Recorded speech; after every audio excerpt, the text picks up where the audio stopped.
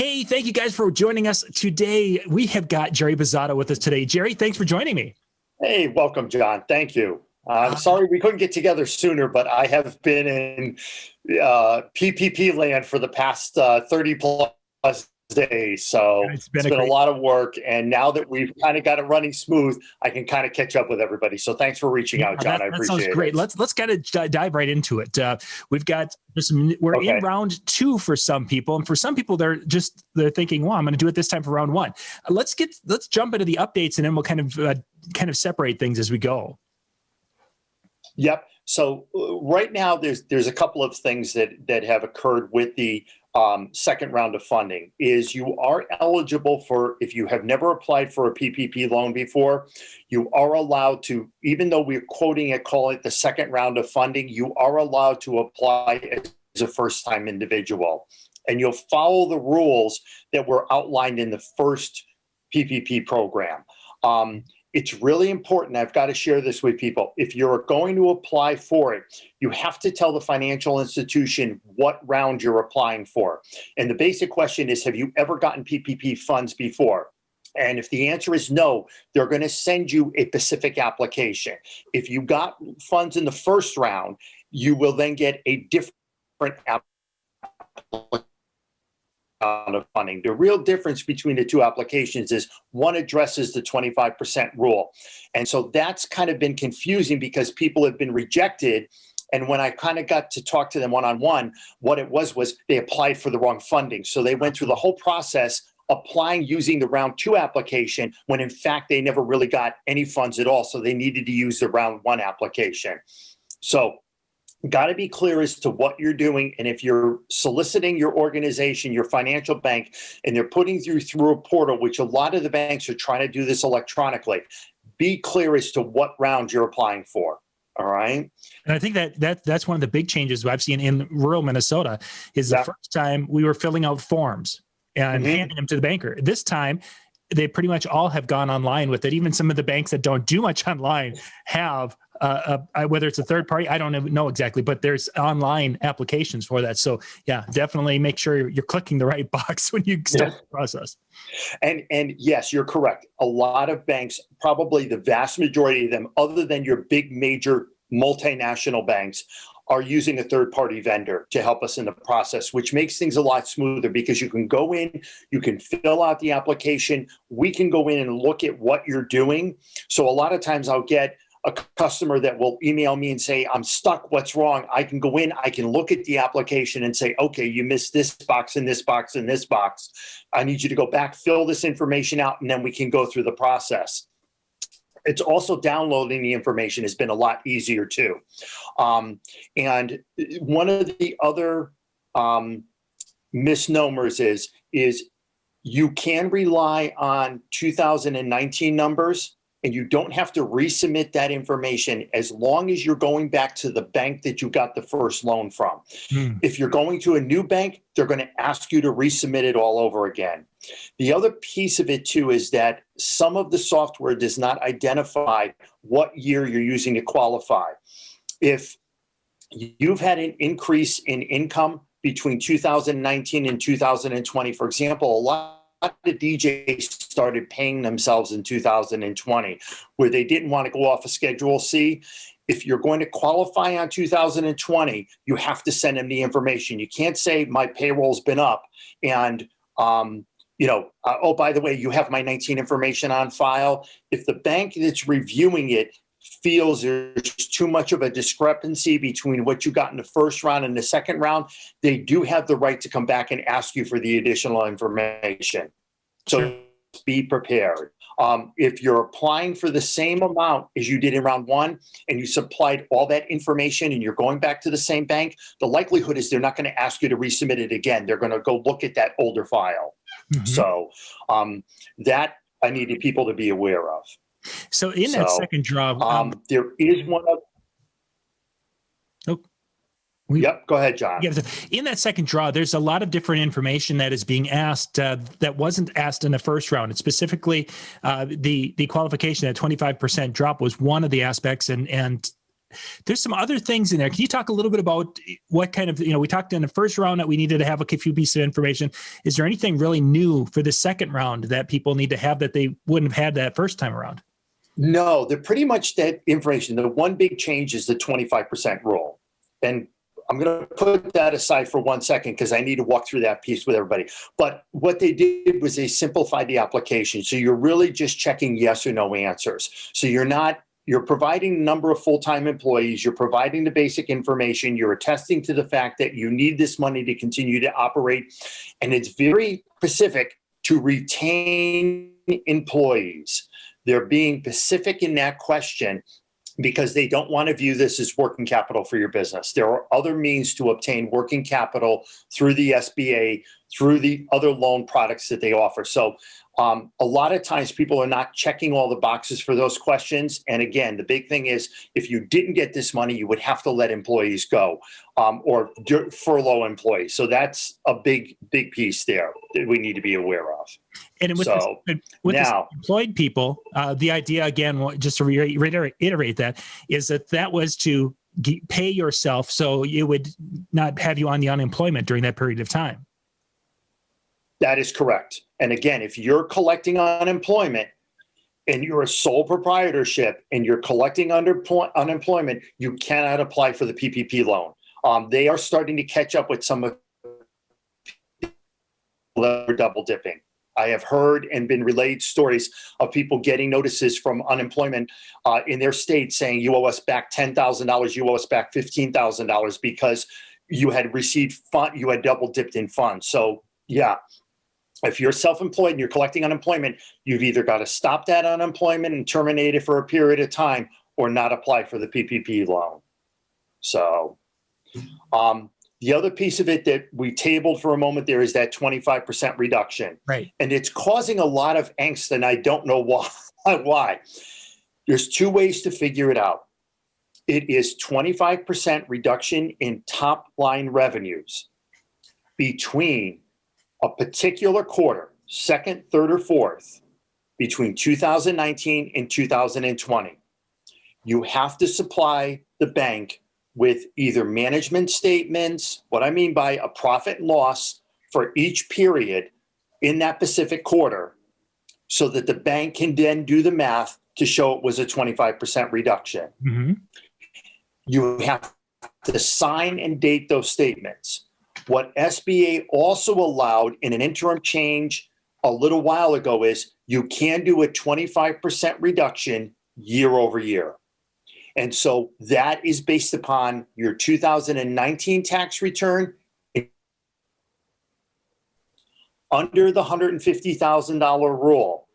You do not have to supply that information at the time that you apply for it, but you will have to provide it upon forgiveness. Sure. What a lot of banks are doing is like us, we're asking people to give us the information up front so we can make sure that they would qualify under the 25% rule. And everybody's been willing to do it because they don't want to have to deal with this after it ends. And now your forgiveness and you didn't qualify for the rule and you got $25,000 and now they won't forgive it because you didn't match that other qualifying piece. So if your bank asks for it, even though you're under 150, they're kind of preempting sort of what you'll have to deal with in the forgiveness piece. So and that's really kind of the key points to this. Let's jump. So we've kind of talked about the 25% and things, so we get that. Has there been a change in you get the amount of money? Let's just use a nice round number of $2,000, whatever. We got $2,000. Now, the last time we had to spend it, or we had to pay ourselves for 8 weeks, or use it for to cover 8 weeks of payroll. Is that the same way for self-employed people this time, or has the weeks changed? You can go up to 24 weeks and you set your own period. So, I mean, if you get the money and you want to write yourself one check and you're just going to pay yourself once, that's fine. There is no stipulated time frame. There is no guidance. It says you have between 8 weeks and 24 weeks to spend the money. My recommendation to anybody that's reached out to me write yourself a payroll check like once a month, every couple of weeks. You want to demonstrate that you're using it for payroll. Mm-hmm. So again, when SBA looks at it and they look at the information, you don't want to raise any red flags. So again, if you get $2,000, what I would do is write yourself a check of maybe $500 for the next 4 weeks or the next 4 biweekly pay periods. So again, you want to demonstrate that you're using it for payroll. And a lot of people have been in agreement with that, and people find it a lot easier. So don't take shortcuts on this, guys, because SBA is looking at the forgiveness applications. They're going through this stuff. They are not just blanketly forgiving anything under 150,000 or under 50,000. They're looking for the information. I know of one application that's hung up for $20,000 because the SBA is still not satisfied the proof that the person provided, and we're having to go back and say, no, you need to give us this, you need to give us that. So you just want to be careful. You just don't want to have the forgiveness application hung up because of one little mistake. So I err on the side of conservatism, track it appropriately, make sure you've got the documentation, and those that do submit the proper documentation, show that it was used for payroll, their forgivenesses are going through very simply. So that is on my experience. So as the forgiveness policy for this round, after the 25% has been met, is it going to be the same thing where I'm going to need to show them the proof of the checks, in essence, for payroll, and pretty much sign and date, and that's pretty much it? It's going to be pretty much, John, the same thing. Yeah. What if you look at round one? It was what they were looking for was either your K1, the 941. As I was saying, K1. I got a partnership on my mind. Yep. But your 941s, your 940s, bank statements, cancel checks. Okay. And I've told people, if you're a sole proprietorship and you're writing yourself a check for payroll, mark on the canceled check payroll, part of the PPP program. As again, you have people that are looking at massive amounts of information. They're kind of keen on keywords like payroll and payroll records and so forth. Even like your QuickBooks, owner's salary, creating a line on your QuickBooks statement that says owner salary. And I've had somebody self-employed that not only sent the canceled checks, but also sent their income statement for the year. And right there was a line that said owner salary. Mm-hmm. And it equaled the amount. It was more than what the PPP loan was, but they actually created an owner salary on the line. And they also, for the first time, issued themselves their own W-2. So, or they're issuing themselves a 1099. So they're just making sure they cover the basis in it. So it's really hard, John. When most of us were self-employed, like 90% of the DJ industry is, we were always used to operating out of one account. It was our household account. It was, a lot of us didn't go through filling out LLCs. We became Schedule C sole proprietorship. So whatever that bottom line number was, that's what we went off of. So this is just a little bit extra work, but it's worth it, and it's getting you disciplined in how to run your business. Jerry, let's kind of jump ahead here, or jump to the next one. There's a change at the EIDL loan program. Yep. There is. Yeah. Well, they are what they've come out with is they're coming out with another round of funding for that, but they're targeting low to moderate income census tracts, and they're targeting those smaller businesses, those that got less than $10,000. And it's not something you can apply for. The SBA is actually looking at LMI, low to moderate income districts. You can go out to the federal website and you can actually find out if your business is in an LMI district, and they're resoliciting those groups for a second round.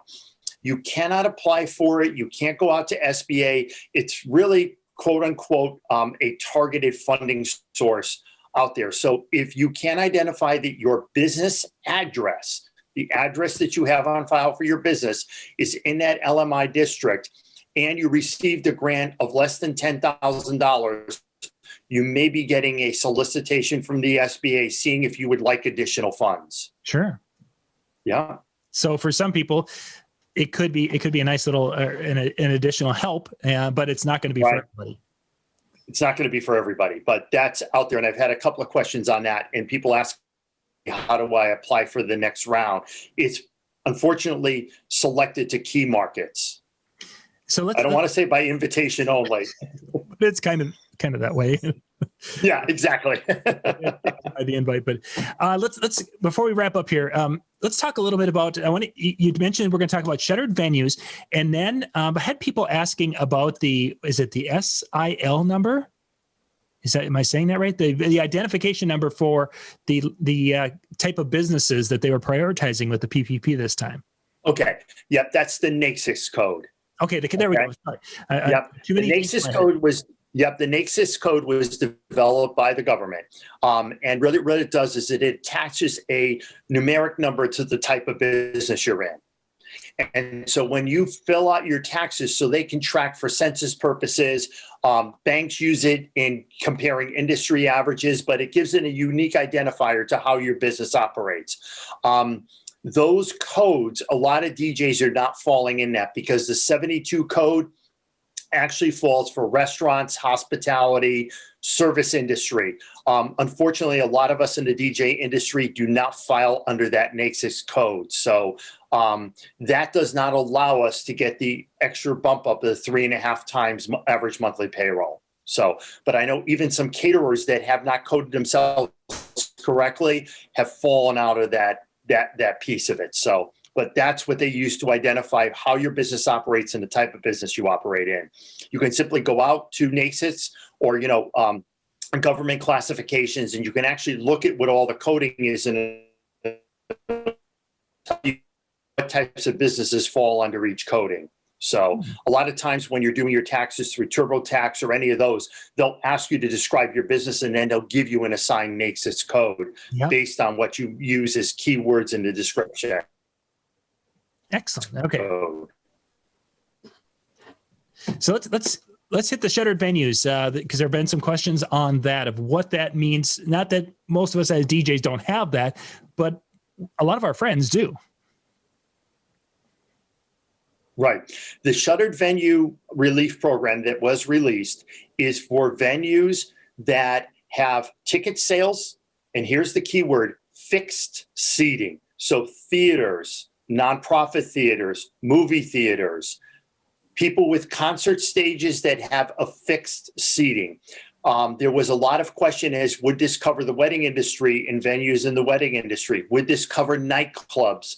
Unless the nightclub has a stage with fixed seating, it does not cover it under the shuttered venue relief program.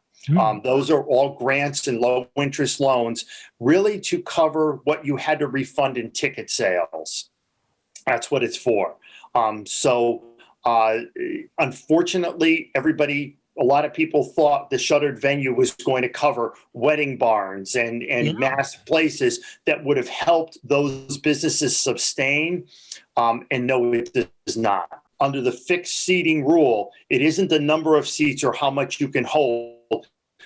The seats have to be physically adhered to the floor as a permanent fixture. Okay. So, because I've had some people who have come back and said, well, we always sell 600 seats, but we lay out 600 folding chairs. No, it's seating that's adhered and bolted to the floor. Ouch. So, ouch, that's going to hurt a lot of our wedding entertainment. That's for sure. Yeah, I really thought that was going to be, as I started to see the preliminary guidelines on it, I really thought it was going to be something that would help venues, and unfortunately it doesn't. So, the good thing, John, is, the good thing, and this is positive for the economy overall, we have seen less applications. If you remember the first round, funding was gone like within 2 weeks. There's still billions of dollars available. If I compare this to the first round, we did over 1,000 applications, and we're only saw about 500 through. And surprisingly, I've got restaurants that have called me and said they don't qualify because of takeout and outdoor dining. They are doing better this year than they did compared to 2019, and they didn't have a quarter-over-quarter loss.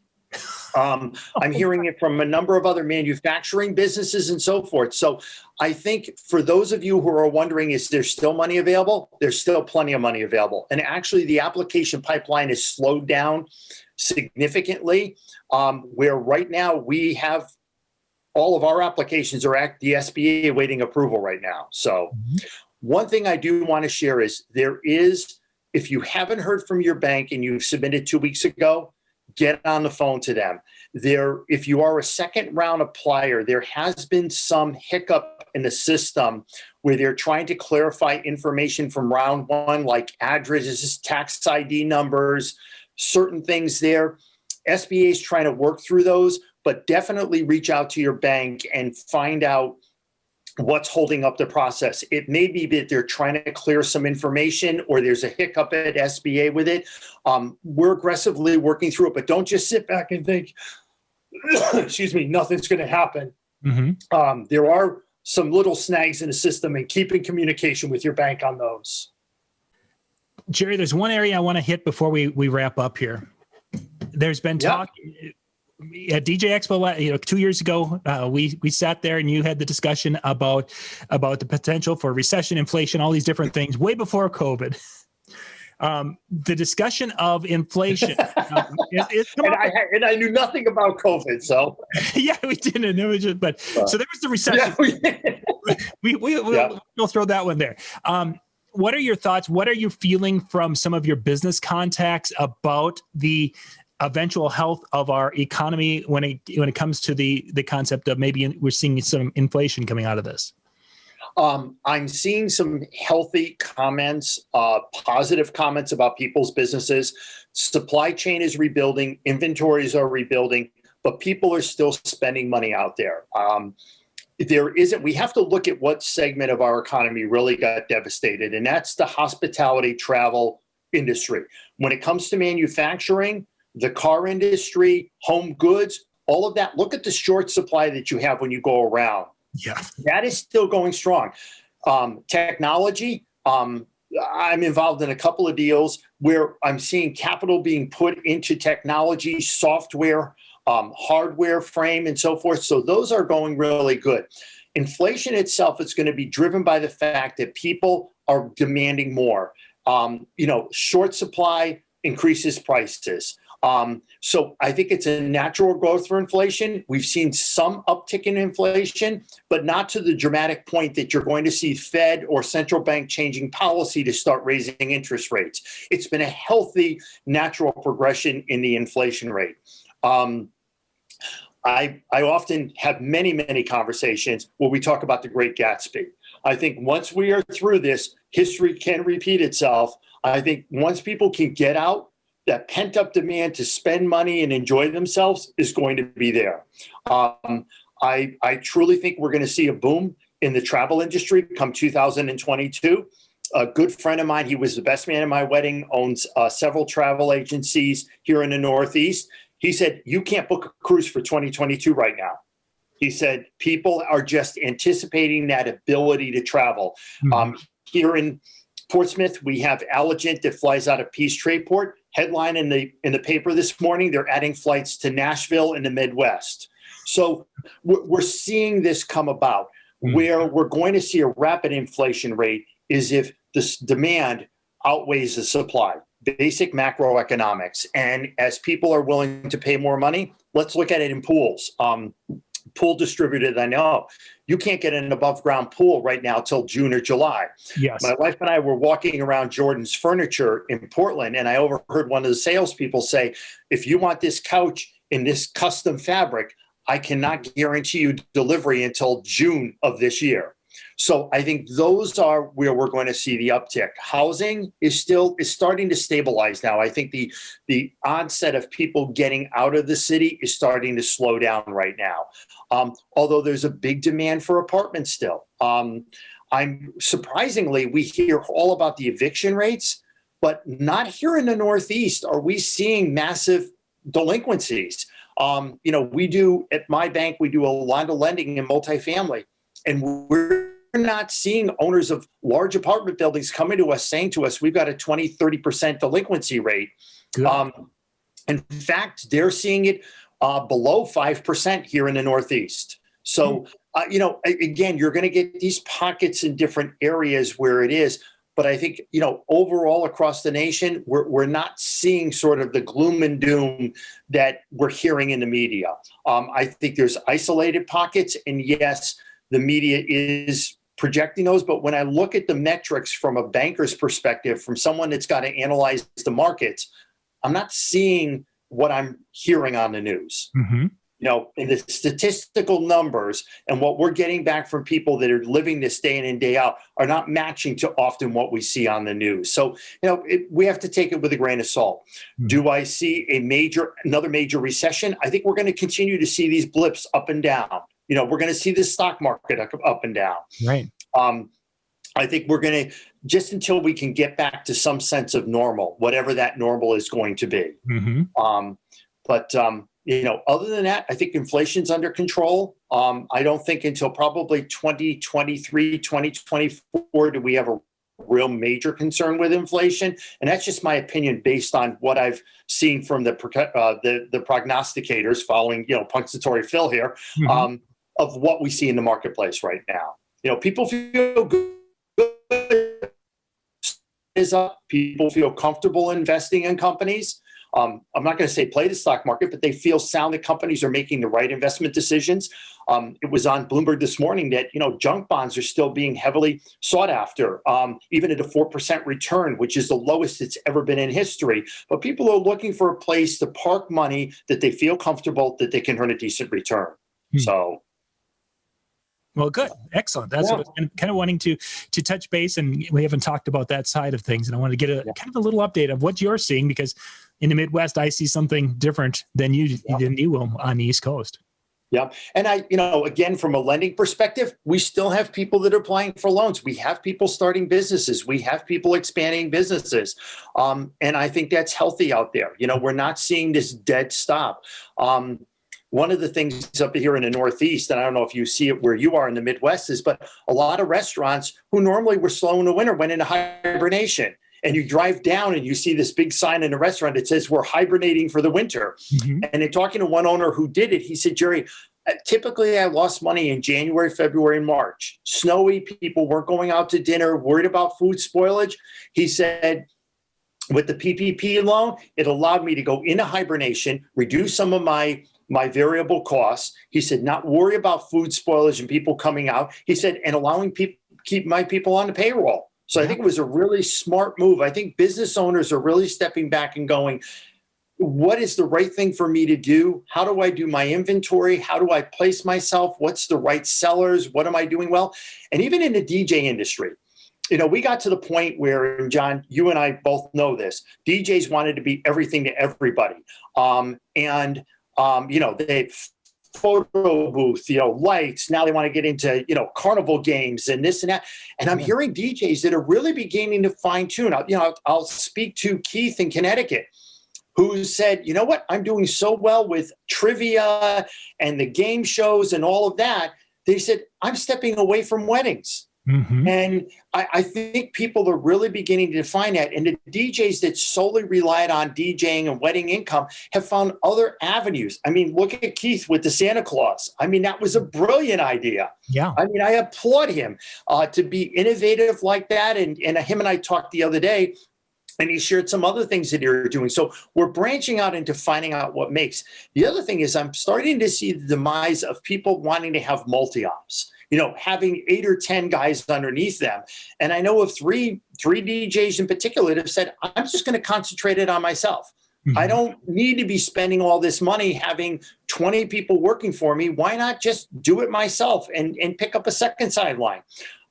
Several DJs I know have gotten a real estate license, and they go, oh my God, this is so much fun. I can sell real estate online during the week and I can DJ on the weekend. So I commend those in the industry that have really kind of looked at it a second avenue and said, this is what I can do and this is how I can make things happen. So I think we're all going to survive. Are we going to filter out on our industry? Absolutely. I think we're going to clear some of the deadwood.